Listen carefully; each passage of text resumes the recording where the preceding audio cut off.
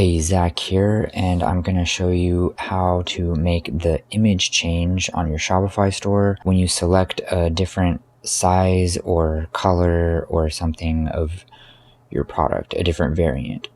So you can see here we have two different images here. There's black for 800 yen and green for 1500, but the image doesn't change. So what's going on here? Let's take a look in the back end. First, if you're here in the admin dashboard of your store, you're going to click on products. Okay, find the product that you're trying to work on. Click here, scroll down just a little bit, and here we see the variants.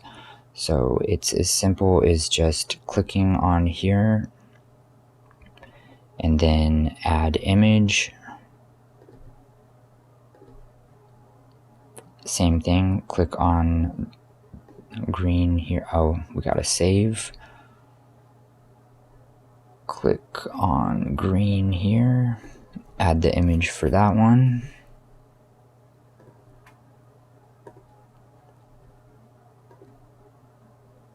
And yeah, you might have a few more here, like small, medium, large, extra large, and you just repeat that. Let's go back and make sure it's actually there. Yes, so this is how it should be looking. And let's go back to the actual website, refresh, and how about that?